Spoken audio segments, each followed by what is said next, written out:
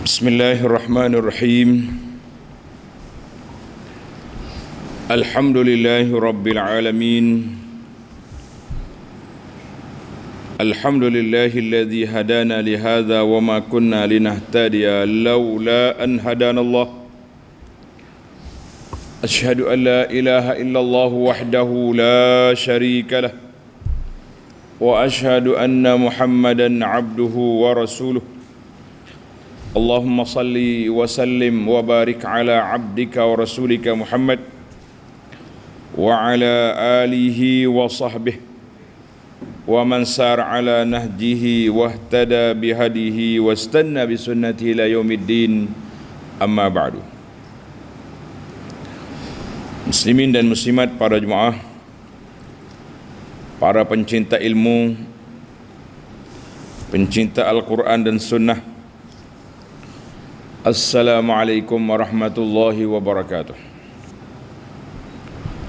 Alhamdulillah, syukur kita kepada Allah Azza wa Jalla pada pagi yang ceria ini, 18 Safar 45, 4 hari bulan 9 23, kita teruskan perbincangan kita dalam tafsir surah Al-Fatihah. Surah Al-Fatihah, surah yang pertama, juzuk yang pertama. Bagi jemaah yang ada tafsir pimpinan, jawi muka surat yang kedua. Muka surat yang kedua. Alhamdulillah ala kulli hal. Nas'alullaha al-aun. Kita minta Allah Ta'ala beri kepada kita pertolongan dan hidayah serta taufik untuk memahami kitabnya yang mulia ini daripada awal sampai ke akhirnya dengan penuh semangat belajar, istiqamah bersama dalam majlis ilmu di alam nyata dan alam maya.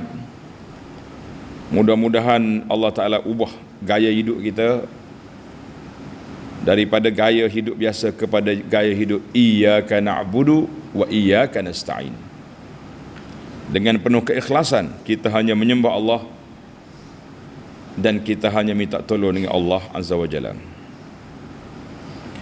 Mari pelajar, kita baca ayat dulu, kemudian kita pergi kepada huraiannya insya-Allah. A'udzu billahi minasy syaithanir rajim. Bismillahirrahmanirrahim. Alhamdulillahi rabbil alamin. Ar-Rahmanir Rahim. Maliki yaumiddin. Iyyaka na'budu wa iyyaka nasta'in. Ihdinas siratal mustaqim. Siratal ladzina an'amta 'alaihim ghairil maghdubi 'alaihim waladdallin. Tengok kepada tafsir ayat. Tafsir ayat Bismillahirrahmanirrahim kita dah bincang dalam sidang yang lepas. Sama ada dia ni salah satu daripada ayat daripada surah Al-Fatihah sebagaimana yang kita amalkan di sini, ataupun tidak termasuk dalam ayat Al-Fatihah. Kita mengatakan tapi ianya tertulis di Al-Mushaf dan diletak dengan nombor 1. Nah, apakah saya buka Mushaf, Bismillahirrahmanirrahim, ayat yang pertama. Maka dia dibaca dalam salat dan di luar salat. Cuma berbeza pandangan ulama tentang nak baca kuat ke belajar perlahan. Yang pentingnya kita baca. Baik, pada pelajar, tengok muka surat 2, tafsir pimpinan. Bismillahirrahmanirrahim, dengan nama Allah yang Maha Pemurah lagi Maha Mengasihani. Tengok nota di bawah, telah kita bincangkan tentang lafzul jalalah, kalimah Allah, kalimah yang sangat agung. Kemudian kita telah huraikan Ar-Rahman, Allah Ta'ala ini bersifat dengan kasih yang belas, pemurah kepada semua makhluk dia, yang Islamnya, yang bukan Islam, termasuk juga hayawan yang kecil dan yang besar. Dan Allah Ta'ala juga bersifat dengan Ar-Rahim, yang mengasihani hamba-hambanya yang beriman. Jadi kita orang beriman dapat dua, dapat duduk di bawah Rahman dan juga Ar-Rahim. Orang bukan Islam dapat satu je, Rahman. Rahim, kasih yang belas, mengasihani tidak, sebab dia derhaka kepada Allah Azza wa Jalla. Mari kita sambung ayat kita. Ayat yang kedua. Alhamdulillah. Alhamdulillah, segala puji bagi Allah. Segala puji tertentu bagi Allah. Apa dia maksud tertentu bagi Allah? Ai jami'ul mahamidi, segala pujian itu lil ma'budi tabaraka wa ta'ala, khas untuk yang disembah, yang dipuja, yang dipuji, maha suci Allah Ta'ala, maha suci Allah. La yastahiquha illa huwa wahdahu subhanah, tidak ada yang berhak menerima pujian yang mutlak ini kecuali hanya Allah Subhanahu wa Ta'ala saja. Wa huwa hamdun daimun wa mustamir, pujian yang berterusan, yang tak putus-putus. Itu dia panggil pujian kepada Allah Ta'ala mutlak. Maka alhamdu wasful mahmud, iaitulah sifat yang dipuji Allah Subhanahu wa Ta'ala bil kamal, dengan kesempurnaan, ma'abatihi, kita puji, kita sayang, kita mencintai dan kita mengagungkan Allah Azza wa Jalla. Itu dia panggil kedudukan yang sangat besar di sisi Allah Azza wa Jalla. Maka para jemaah sekalian, kita kena letak di situ. Tengok nota di bawah. Dia kata nota nombor 2. Puji-pujian itu ialah cara atau keadaan yang menzahirkan sesuatu sifat yang baik dan sempurna pada yang dipuji, seperti kecantikan, keindahan, kejayaan, kesempurnaan, kebesaran dan keagungan. Kerana segala kesempurnaan, kebesaran serta keagungan itu, keagungan dan kekuasaan itu hanya ada pada zat yang maha berkuasa, iaitulah zat Allah Azza wa Jalla. Maka hanya Allah sahaja yang berhak menerima pujian-pujian, sebagaimana Allah juga berhak memuji di atas zatnya sendiri. Kita puji juga orang itu, puji orang itu puji juz'i. Baik dia ni dalam bab mana? Dalam bab tulu orang. Baik dia ni dalam makna pujian makhluk begitulah. Tapi pujian kepada Allah Ta'ala mutlak, kerana dia mempunyai zat sifatul kamal, Allah Ta'ala yang maha sempurna, yang maha agung, yang maha bijaksana. Sebab tu kalau kita nak puji orang, manusia, tak boleh puji depan-depan. Tak boleh puji depan-depan dan tak boleh melampau dalam pujian. Dan jangan lebih-lebih. Kerana itu Nabi kita sallallahu alaihi wasallam larang puji manusia depan-depan. Bila ada sahabat ni puji depan, Nabi kata qata'ta unuqa sahibak, kamu telah patahkan tengkuk saudara kamu. Sebab bila puji depan, kita jadi bangga, jadi takabur, jadi bangga diri, jadi macam-macam sifat-sifat yang boleh merusakkan hati manusia. Jangan puji orang kuat-kuat. Sama juga sekarang ni, orang-orang besar ni, kalau kita waktu kita sokong dia, kita puji melangit. Lepas tu kita keji lebih-lebih, kita kata ini semua ni pengampu. Itulah. Jadi kita nak puji Allah Azza wa Jalla semata-mata, yang berhak disembah, dipuja dan dipuji. Adapun manusia, puji terhad dan jangan terlalu memuji. Nabi larang. Puji juga Nabi kata qata' tamu telah patahkan tekuk saudara kamu. Jadi sehingga ada hadis lain Nabi kata, kalau orang puji kita depan-depan, ambil debu tabur atas muka dia. Bahasa perangai, mari nak rusakkan hati aku. Allahu Akbar. Kita lain macam. Kalau orang puji, tanya dah makan? Belum lagi. Restoran mana nak? Sebab kena pun, kata. Pun orang panggil. Kena pun naik selalu. Tapi dalam Nabi kita larang pom-pom ni jangan.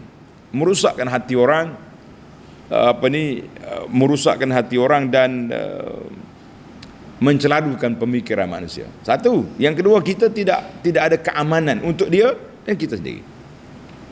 Jadi tapi kita puji bagi Allah Ta'ala, wasful mahmud bil kamal, yang sifat dengan terpuji dengan sebab dia kesempurnaan itu bagi Allah Azza wa Jalla, dan kita mencintai Allah sepenuh-penuhnya. Itulah yang sepatutnya seorang hamba dengan Allah Azza wa Jalla. Kemudian alhamdulillah. Alhamdulillah. Lillah itu bagi Allah. Lillahi maknanya bagi Allah. Bagi Allah. Apa dia? Kita dah bincang lepas dalam bismillah. Wa Allah ismun sabitun lahu subhanah. Nama yang tetap bagi Allah Subhanahu wa taala. Nama yang tetap bagi Allah Taala yatadammanu sifatal uluhiyah, yang mengandungi sifat ketuhanan Allah Azza wa Jalla. Allah maknahu al-ma'luf. Allah maknahu al-ma'lu ay al-ma'bud, yang dipuja, yang disembah.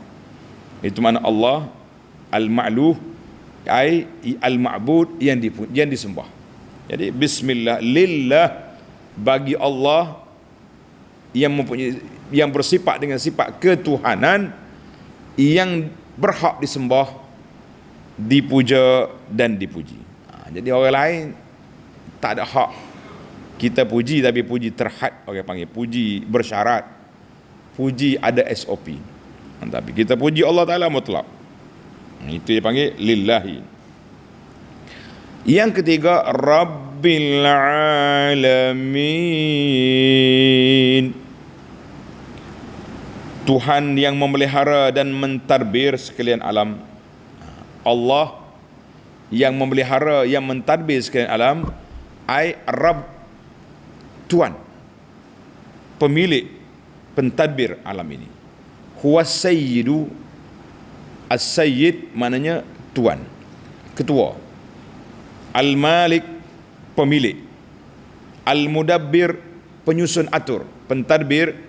Li jami'il alamin, semua alam ini di bawah susun atur pentadbiran Allah Azza wa Jalla.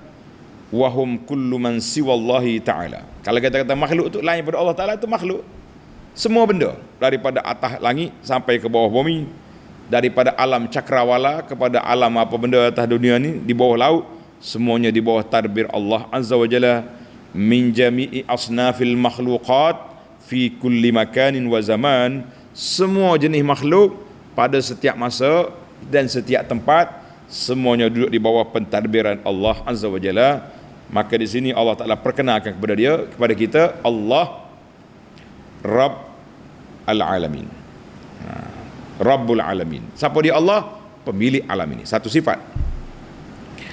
Ayat ini diterjemah, dihuraikan dengan tanda surah Asy-Syu'ara ayat 23 sehingga ayat 28. Ketika Fir'aun berdebat dengan Nabi Musa AS, qala Fir'aun wa ma rabbul alamin. Musa, mu kata mesembah Tuhan sekalian alam.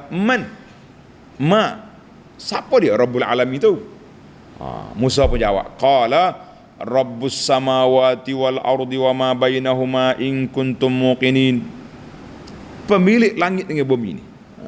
Memilih apa Fir'aun? Kejap-kejap masuk tandas.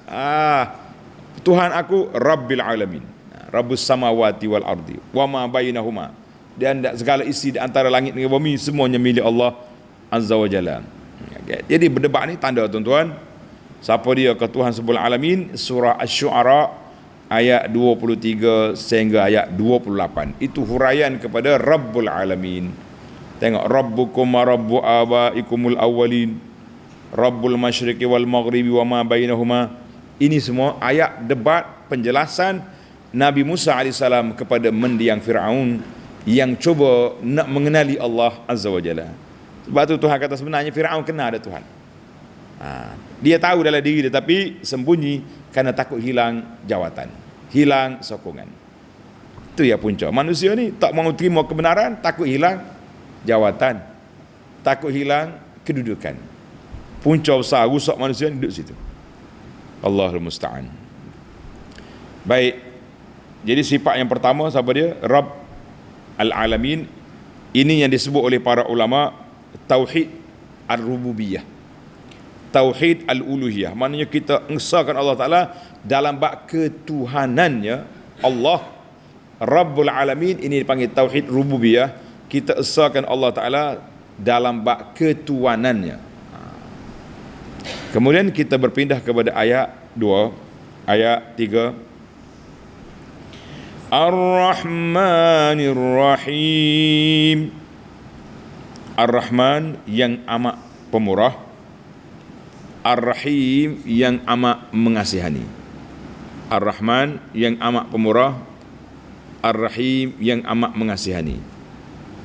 Kita tengok munasabah ayat. Munasabah ayat selepas mari daripada Alhamdulillahirabbil alamin Ar-Rahmanir Rahim. Apa sebab?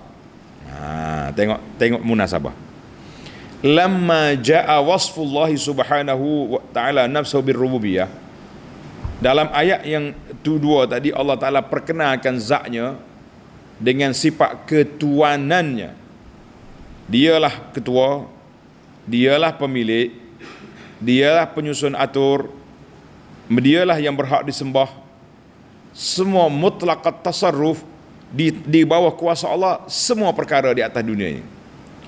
Jadi bila kita dengar kuasa macam ni, mungkin dalam kepala kita kata Allah Ta'ala ni bermakna jabarut, yang ganas, yang backing, yang macam-macam sifat, sebab dia berkuasa penuh. Kita manusia ni tak ada kuasa penuh pun, sombong macam-macam dah. Bila kita berkuasa, kita hentam kawan kita sendiri, sekat projek, sekat bantuan, macam-macam sekat. Jadi orang, supaya kita manusia ni tidak salah faham mengenali Allah, bila kita kata Allah Ta'ala yang maha berkuasa, ba'ja'a wasfuhu birrahmati, Allah kata aku pemilik alam ini, tapi sifat aku Ar-Rahman. Apa dia Rahman? Amat pemurah. Bila amat pemurah, kamu hei manusia jangan bimbang. Aku juga bersifat dengan Rahim, kasihan belas. Kalau kamu tersalah, kamu berdosa, kamu terjebak dengan maksiat, kembalilah kepada Allah yang bersifat dengan Rahman dengan Rahim. Ini dia panggil supaya orang yang bersalah tidak putus harapan, dan orang yang yang kuat pula jangan pula rasa besar. Tengok mana Allah Ta'ala sebut sifatnya dengan rububiyah dia. Kita jangan faham Allah Ta'ala tu jabarut, ganas, backing tak tu kalu. Maka Allah kata aku bersifat dengan Rahmanir Rahim. Satu. Yang kedua, susunan ayat ini juga menunjukkan bahawa Allah Ta'ala ni tak berajak kepada kamu semua, tak berajak. Hak kamu sembah aku tu, yang kamu solat, yang kamu sedekah, untuk kamu, bukan untuk Allah. Maknanya kalau manusia atas dunia ni tak sembah Allah Ta'ala, tak kurang kedudukan Allah Azza wa Jalla. Yang kurangnya kamu tak dapat kasih sayang Allah, tak mendapat Ar-Rahman, tak mendapat Rahim daripada Allah Azza wa Jalla. Itu dari sudut munasabah. Dari sudut makna, tengok ni pelajar. Huma, dua, Ar-Rahman, Ar-Rahim, ismani, dua nama, mushtaqani minar rahmati, diambil daripada kalimah rahmah. Ar-Rahmah ala wajhil mubalaghah, nak menunjukkan bahawa Allah Ta'ala sangat pemurah, sangat mengasihani. Maka dia datang dengan Ar-Rahman, Ar-Rahim, asyaddu mubalaghatan min rahim. Kalau kata Ar-Rahman, asyaddu mubalaghatan min rahim. Wa zalika li anna Rahman wazan ni susunnya ayat daripada fa'lan wa hadhihi sighah tufidul kathrah was-sa'ah, menunjukkan bahawa Allah Ta'ala tu banyak dan luas sangat limpah kurnia dia, pemurah dia itu sangat luas. Satu, itu Ar-Rahman dengan makna Zur Rahmati Al-Wasi'ah, mempunyai rahmat, pemurah dia kepada semua makhluk dia, yang kafir, yang beriman, semua dapat. Kalau kata War-Rahim, Zu Rahmatin Khassah, mempunyai kasih sayang yang khas, yakhtassu biha ibadahul mu'minin, khas untuk hambanya yang beriman. Jadi kita ada setengah orang terjemah Rahman bersifat dengan pemurah di atas dunia ni, semua makhluk dapat. Rahim hanya kepada orang beriman di akhirat. Orang tak beriman tak dapat, semuanya akan dicampur ke dalam neraka, wal iyaz billah. Jadi kita kata dua nama sifat ini supaya kita kenal Allah. Bagi orang yang berdosa, bagi orang yang bersalah, tidak mudah kecewa, sebab dia ada Tuhan yang bersifat dengan Ar-Rahman Ar-Rahim. Baik, kita berpindah pula kepada ayat dalam huraian pada ayat ini. Para pelajar tengok Suratul Ahzab ayat 43. Allah kata, wa kana bil mu'minina rahima. Allah Ta'ala tu dengan orang beriman sangat kasihan belas. Allahu Akbar. Allahumma ja'alna minhum ya Rabb. Ya Allah, limpahkanlah kasihanmu, limpahkanlah rahimmu kepada kami, supaya kami dapat kasih sayang Allah di dunia dan juga di akhirat. Allahu Akbar. Baik, kita berpindah kepada ayat yang seterusnya. Maliki yaumiddin. Maliki yaumiddin, pemilik yang menguasai pemerintahan hari pembalasan, iaitulah hari akhirat.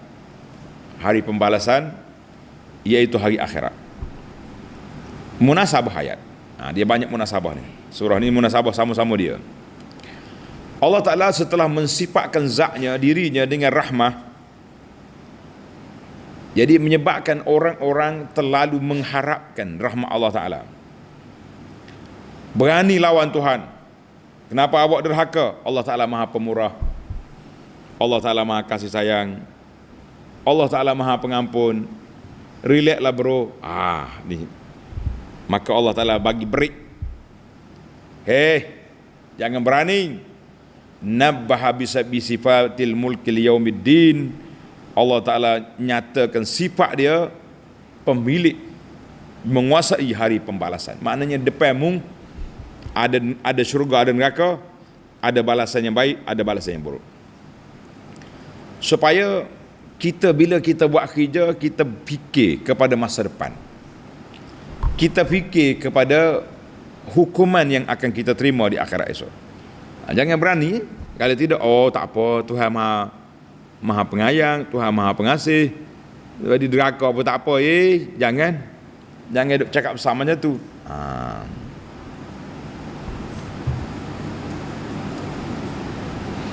Jadi dalam ayat ini Maliki ada dua bacaan. Kalau kita solat di belakang imam yang baca qiraat, dia baca dua, Maliki yaumiddin ataupun Maliki, tak panjang, Maliki yaumiddin. Tengok dalam tulisan dia pun tak ada alif, Maliki. Apa beza di antara Maliki ada alif, bil alfi maddan, Maliki ay huwal mutasarrifu bil fi'li, Allah Ta'ala yang berkuasa dengan perbuatannya dalam semua perkara yang dimiliki. Kalau kata Maliki bi ghairi alifin qasran, tanpa alif, wal mutasarrifu bil qawli, iaitu Allah Ta'ala yang berkuasa dengan firman-Nya dari sudut arahan dan larangan. Wahwa man huwa malikun alaihim, mana dia tu raja ke atas segala makhluk. Jadi kalau kata maliki, kuasa perbuatan, al-fi'l. Maliki mutasarrifu bil qaul, kuasa dengan perkataan, dengan arahan. Allahu akbar. Itu kuasa Allah Taala. Maka bila kita kata maliki yaumiddin, inna Allah azza wa jalla huwal mutasarrifu fi jami'i khalqihi, Allah Subhanahu wa taala yang berkuasa ke atas semua makhluknya dengan arahannya dan dengan perbuatannya. Semua itu di bawah kuasa Allah azza wa jalla. Jadi kita kena fahamlah bila kita mari ayat ni, sepatutnya, sebab itulah di antara hikmah kenapa kita baca Al-Fatihah 17 kali sehari, supaya kita ada break. Bila kita bersalah, Allah Ta'ala Rahmanir Rahim.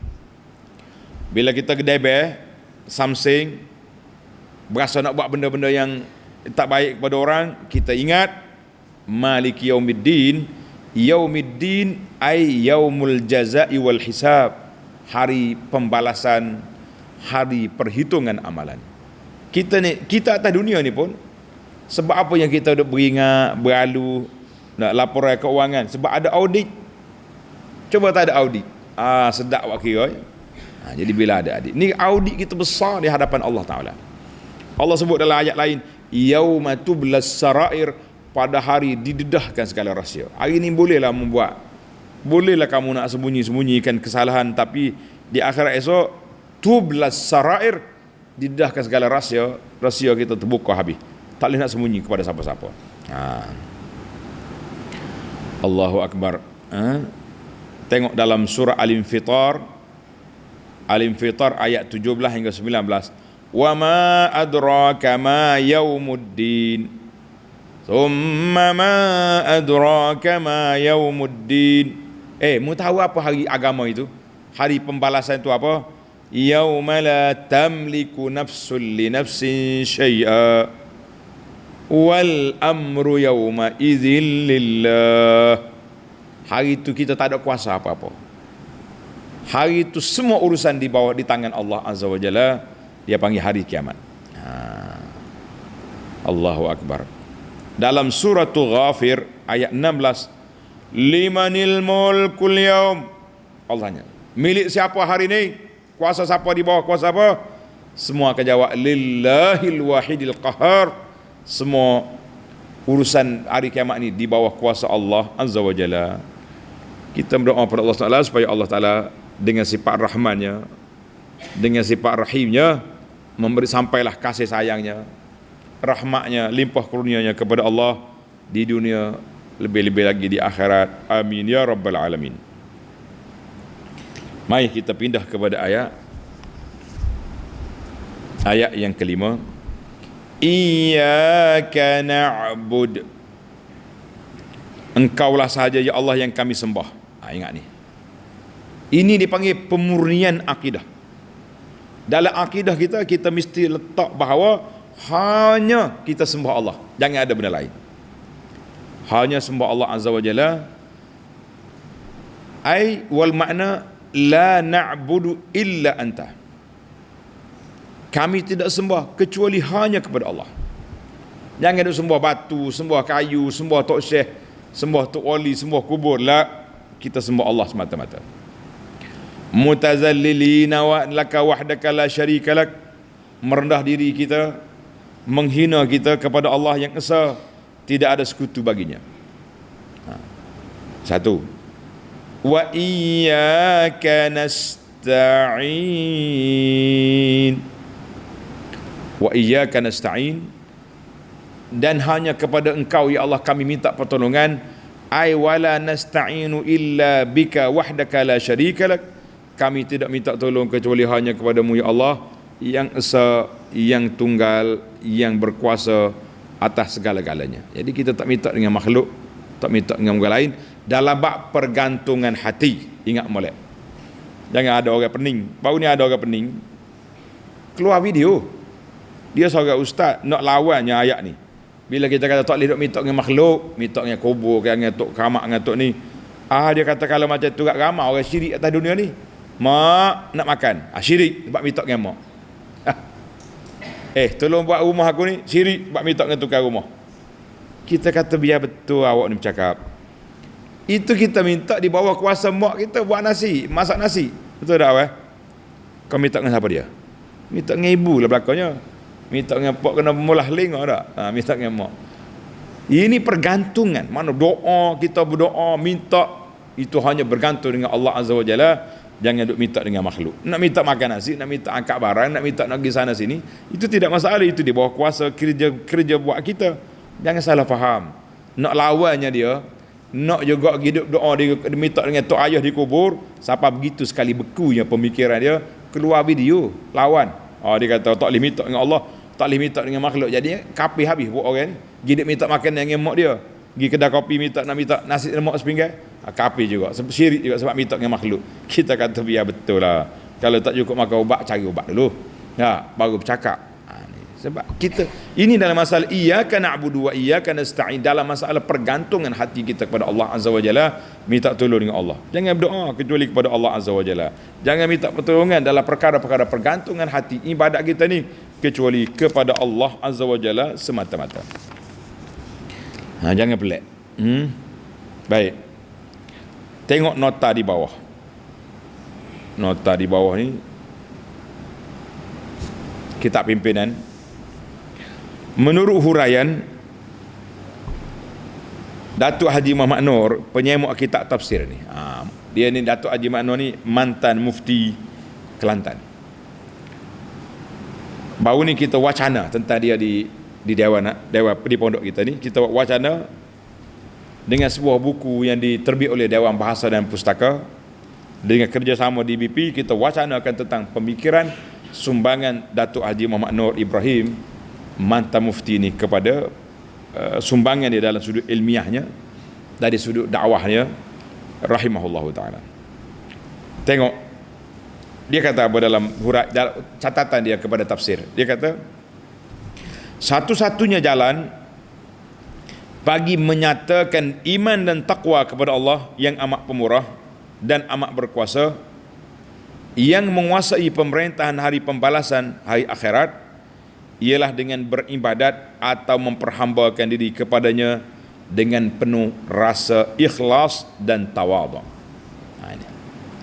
Tidak ada lain yang berhak disembah atau diperhambakan diri kepadanya selain daripada Allah yang amat berkuasa. Demikian juga tidak ada lain tempat kita memohon pertolongan selain daripada Allah yang amat pemurah. Jadi pengertian ibadat iyyaka na'budu secara ringkas dapat diartikan sebagai menunjukkan rasa taat setia dan perhambaan diri kepada Allah Azza wa Jalla yang dikenangkan limpah kurnia kebaikannya serta dirasai dalam hati nurani akan kehebatan kekuasaannya. Itu bahasa. Ini yang kita kata seninya terjemahan pimpinan yang asli ni. Allah Ta'ala perintahkan supaya kita tidak menyembah selainnya, kerana dialah sahaja Tuhan yang wajib disembah dengan sebenar-benarnya. Kita juga diperintahkan supaya hanya memohon pertolongan kepadanya, iaitu ayat ini seolah-olahnya bertentangan dengan ayat 2 surah Al-Ma'idah.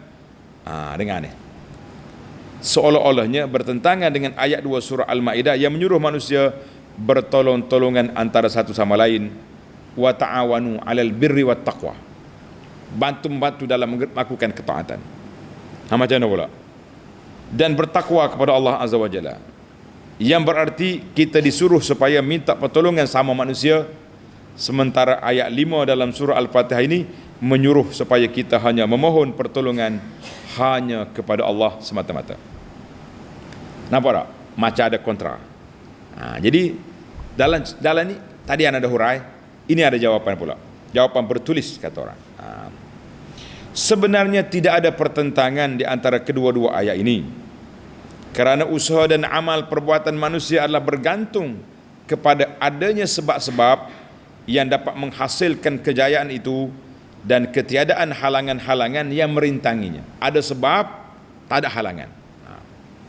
Demikianlah kejadian alam ini segala yang berlaku itu pada keseluruhannya adalah melalui adanya sebab-sebab dan syarat-syarat yang telah diatur oleh Allah Azza wa Jalla. Manusia sebagai makhluk Tuhan telah diberikan nikmat ilmu pengetahuan melalui akal fikirannya yang waras. Orang tak waras je bercakap pelik lah kita. Di samping itu diberikan tenaga kekuatan untuk mengatasi sesuatu halangan. Oleh itu, yang menjadi tanggungjawab bagi manusia ialah menggunakan segala ikhtiar dan daya usaha, meliputi cara-cara bergotong royong dan bantu-membantu antara satu dengan lainnya, yang disertakan dengan doa memohon bantuan dan pertolongan kepada Allah Subhanahu wa taala. Semuanya ini adalah merupakan sebab-sebab yang telah ditentukan oleh Allah bagi pelaksanaan sesuatu pekerjaan, dan segala-galanya itu tidak lain hanyalah merupakan usaha ikhtiar kita saja. Jadi kita hanya usaha. Ikhtiar kita nak makan nasi, kena masak nasi. Boleh duduk relax dapur, ya Rabbi ya Karim, nak makan nasi, ada. Hai, 3 hari hospital jiwa dia orang lagi ni. Jadi kita kata usaha, sebab itu tidak menghalang untuk perjalanan kita. Tapi dalam bab doa pergantung hati lah dengan Allah Azza wa Jalla.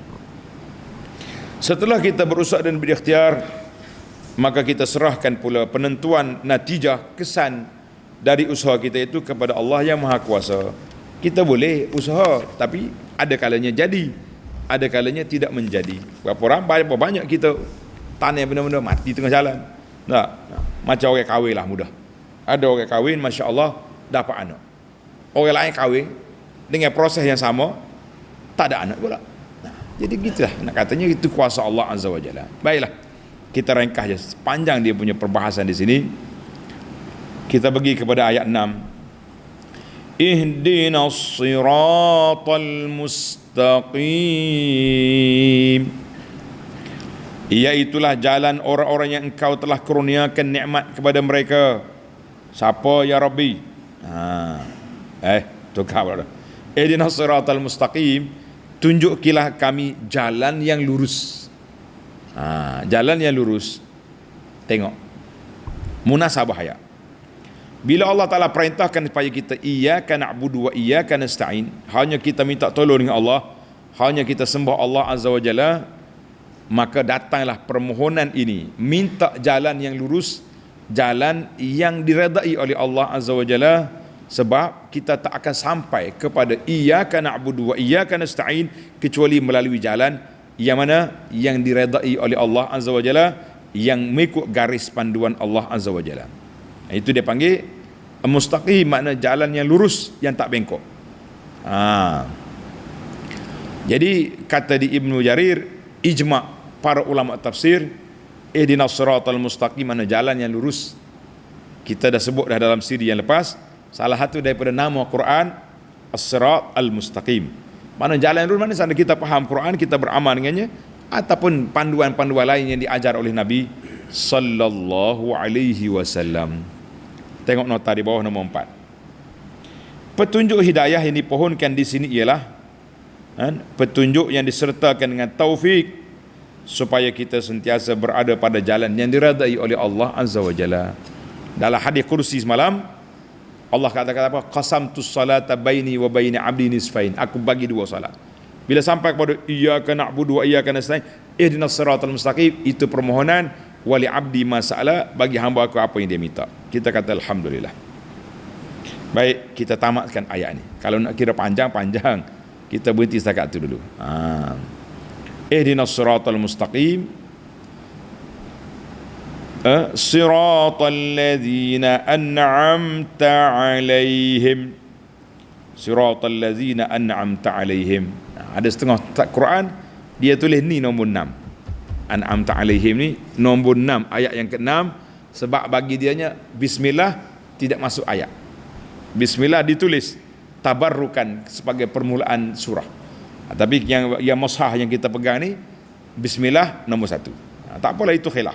Mana kalau bismillah tidak nombor 1, siratal ladzina an'amta alaihim, itu ayat yang ke-6.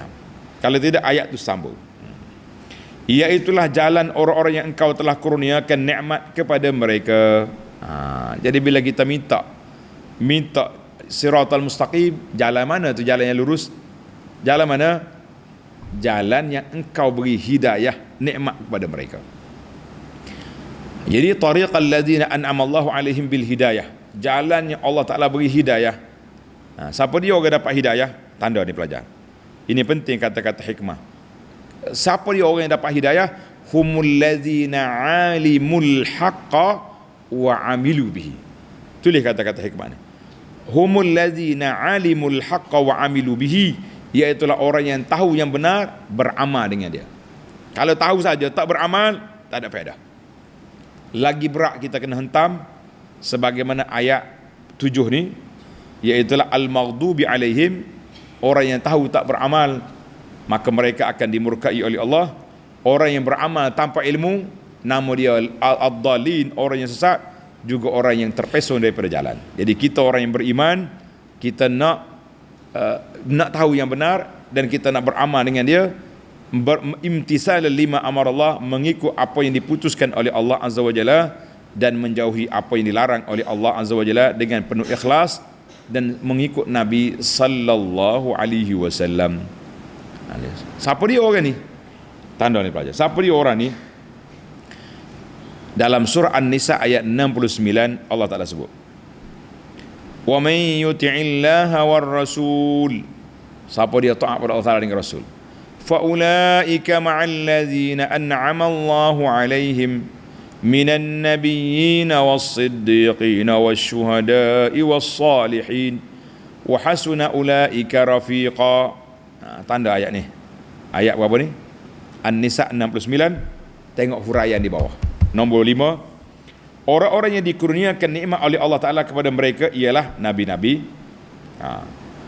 An-Nabiyyin, Rasul-Rasul, dan orang-orang yang benar, orang-orang yang beriman serta beramal soleh. Dan jalan mereka selain daripada beriman serta beramal soleh ialah membimbing manusia ke jalan kebaikan dengan perbuatan-perbuatan yang baik dan perkataan yang murni, serta sanggup menanggung beban dan tanggungjawab dengan penuh ikhlas, sabar dan bertakwa. Itulah dia as-siratal mustaqim, jalan yang lurus. Jadi ini Allah Ta'ala gambarkan jalan yang lurus tu, ma'al ladzina an'ama Allahu 'alaihim minan nabiyyin was-siddiqin wasyuhada was-salihin wa hasuna ulaika rafiqa. Tanda ayat 69 surah An-Nisa. Itu huraian kepada orang yang duduk di atas siratal mustaqim. Alhamdulillah. Kita pergi kepada kumpulan yang serunya, ghairil maghdubi alaihim, bukan jalan orang yang engkau murkai. Siapa dia orang murkai itu? Dengar ni pelajar. Orang yang murkai, Allah, inna min sifatil ladzina an'ama Allahu ta'ala alaihim, iaitulah orang yang sifat Allah Ta'ala, orang yang beri nikmat kepada mereka itu, mereka bukan seperti Yahudi yang menyeleweng daripada jalan yang benar. Yahudi dia tahu tapi dia putar, dia tukar. Dan siapa yang mengikut jejak langkah Yahudi, tak kira lah Yahudi dan pengikut-pengikutnya, waladdallin, dan orang yang sesat. Siapa dia orang sesat? Iaitulah orang yang mengikut jejak langkah Nasara, yang yang beribadat tanpa ilmu. Tengok sini. Allah Ta'ala sebut sifat Yahudi al-ghadab, maghdub, Allah Ta'ala murka. Banyak lagi ayat lain. Cuma tengok dalam ayat surah Al-Ma'idah ayat 60, Allah kata man la'anahu Allah wa ghadiba alaihim, mereka Allah Ta'ala laknat dan orang yang murka atas mereka, Yahudi. Dan juga ayat surah Al-Baqarah ayat 90, faba'u bi ghadabin ala ghadabin, ke atas mereka kemurkaan dan kemurkaan Allah Azza wa Jalla. Wa an Adi bin Hatim radhiyallahu anhu, sabda Nabi sallallahu alaihi wasallam, al-maghdubi alaihim al-yahud. Nabi kata orang yang dimurkai oleh Allah iaitulah orang Yahudi. Sebab apa dimurkai? Sebab dia tukar perjalanan agama. Dia tahu, dia seleweng. Kita pun tahu benda benar tak ikut, itu spesies Yahudi. Waladdallin, orang yang sesat, siapa dia? Nasara. Wa man salaka tariqahum, orang yang ikut jalan Nasara, ya abadullah bighairi ilmin, sembah Allah tanpa ilmu. Ini bahaya sekali. Maka Allah Ta'ala letak sifat Yahudi dalam surah Al-Ma'idah, sifat Nasara dalam surah Al-Ma'idah ayat 77, qad dhallu min qablu wa adallu katsira wa dhallu an sawa'is sabil. Mereka dah sesat, menyesatkan orang lain, mereka sesat daripada jalan yang benar. Adi sekali lagi meriwayatkan hadis tadi, qala sallallahu waladhdallin ay an-nasara. Nabi kita namakan ketua penyesat iaitulah puak Nasara. Hadis ni rawahu Ahmad wa Ibn Hibban wa Tabarani wa hasana isnadahu Ibnu Hajar dan wal mu'asirin. Alhamdulillah, jelaslah kepada kita. Tengok nota nombor 6 dalam pimpinan. Menurut hadis Nabi sallallahu alaihi wasallam tadi, hadis Adi tadi, orang yang dimurkai ialah kaum Yahudi, orang sesat Nasara. Ada juga ahli tafsir yang memberikan huraian lanjut mengenainya, sebagaimana kata Syekh Muhammad Nur, dia kata apa? Kesimpulannya seperti berikut. Orang-orang yang dimurkai oleh Allah ialah orang-orang yang mengingkari atau menyembunyikan sesuatu perkara agama yang telah diketahui betul dan benar, atau orang yang tidak mahu menerima sesuatu hukum agama yang sampai kepadanya dengan keterangan-keterangan yang sah kerana beberapa sebab yang mempengaruhi jiwanya, seperti dia tahu benar-benar hak ni, perbuatan ni benar ikut sunnah Nabi, tapi dia tak mahu terima. Sebab apa? Sebab takut lari pengikut, takut hilang sokongan. Tengok ni, punca orang tak terima kebenaran. Yang pertama, perasaan taksub fanatik kepada sesuatu pendapat, keinginannya hendak menjaga nama dan taraf kedudukan, ingatan hendak memelihara keadaan dan kedudukan yang turun-temurun, atau fikiran hendak menghormati sesuatu keadaan masyarakat. Kita tak boleh cakap ni benda ni, masyarakat marah. Kita nak syariat ni jangan kira masyarakat marah, kita kira hak Allah Ta'ala, jangan kira masyarakat marah. Orang yang sesat pula ialah orang-orang yang tidak berpengetahuan agama kerana tidak berusaha untuk mempelajari, atau orang yang pengetahuan agamanya tidak betul kerana dipelajari dengan tidak menurut peraturan dan jalan yang sebenar. Ajaran sesat. Orang-orang yang tersebut, kalaupun mereka tidak sesat dalam urusan kebahagiaan hidup dunia kerana sihat panca indera dan tepat pendapat akal mereka pada zahirnya, maka tak dapat tidak. Mesti mereka sesat dalam urusan kebahagiaan hidup di akhirat kerana pengetahuan agama sahaja yang sanggup menunjuk dan memimpin pengikutnya kepada kebahagiaan akhirat. Jadi jelaslah huraian dalam nota pimpinan, jelas siapa dia Yahudi, orang yang tahu seleweng. Siapa dia Nasara, orang yang mereka-reka ibadat yang tidak dianjurkan oleh syariat. Allahu Akbar. Ini cukup berbahaya. Baik para jemaah sekalian, tamaklah saya nak ambil ringkasan 5 faedah daripada ayat yang agak menarik, tapi kita tak ada masa. Tulis yang pertama.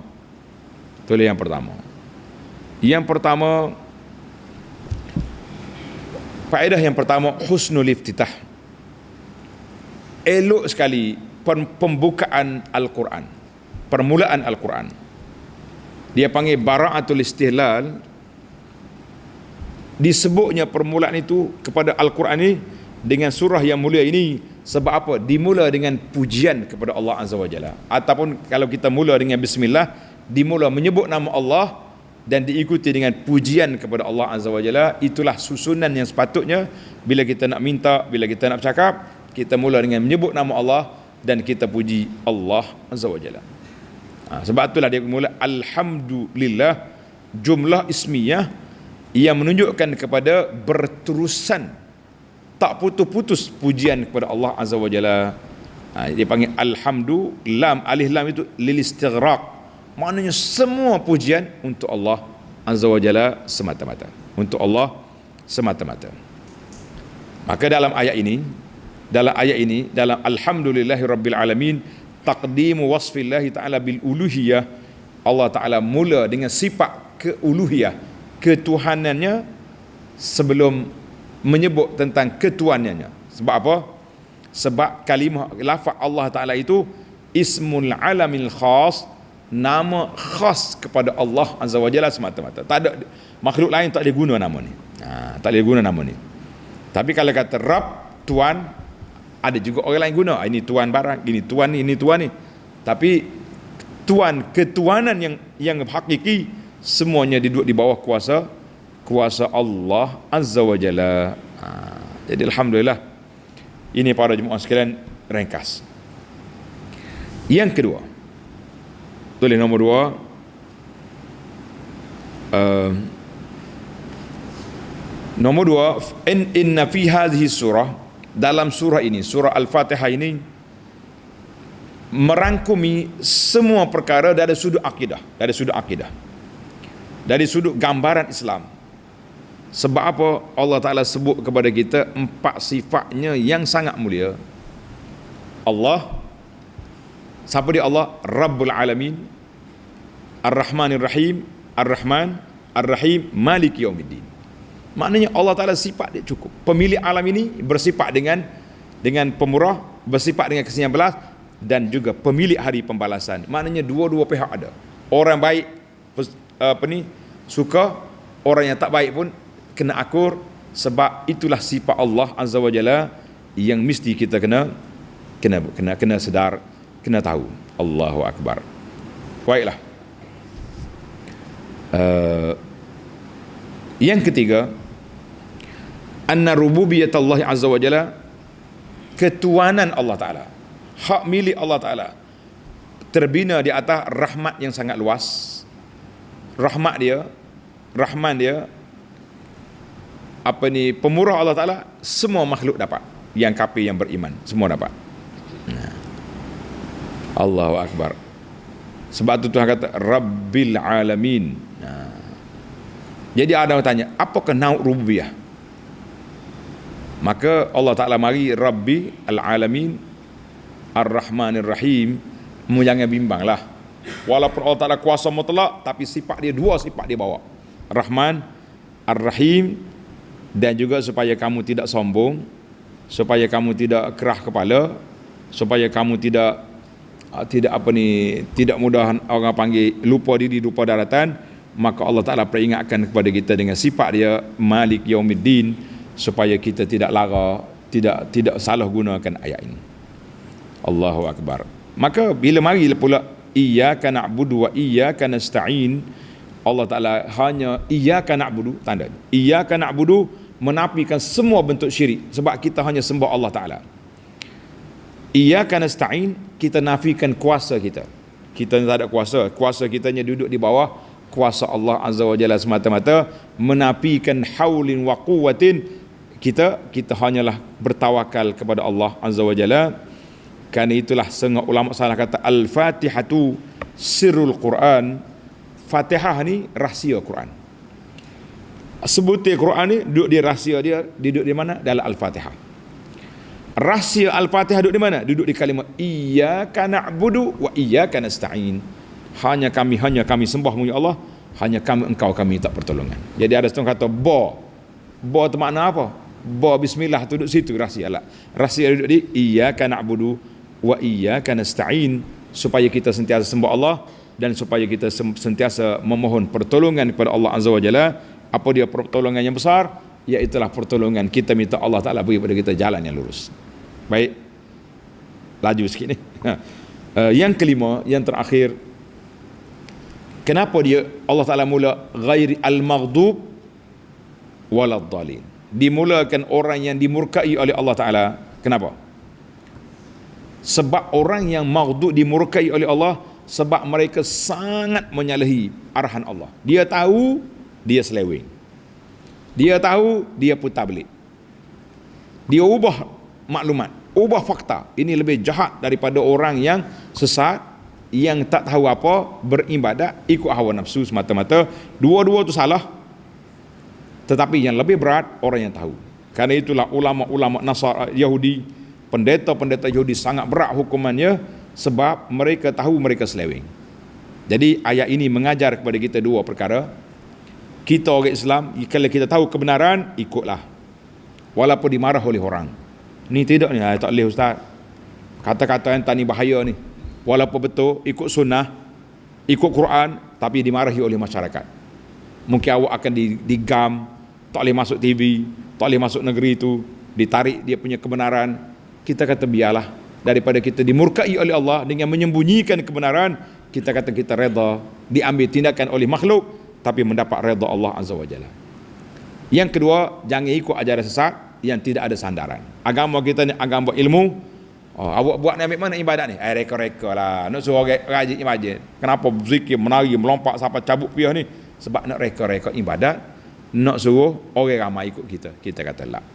Jadi mudah-mudahan kita berdoa kepada Allah SWT dengan sifatnya yang maha mulia, dengan namanya yang maha indah, supaya Allah Ta'ala anugerahkan kepada kita siratal mustaqim, ihdinas siratal mustaqim, jalan yang benar, jalan dari Allah Ta'ala, jauh daripada kumpulan yang murkai, dan juga jauh daripada kumpulan yang sesat. Amin ya rabbal alamin. Wa sallallahu ala nabiyyina Muhammad wa ala alihi wa sahbihi ajma'in walhamdulillahi rabbil alamin.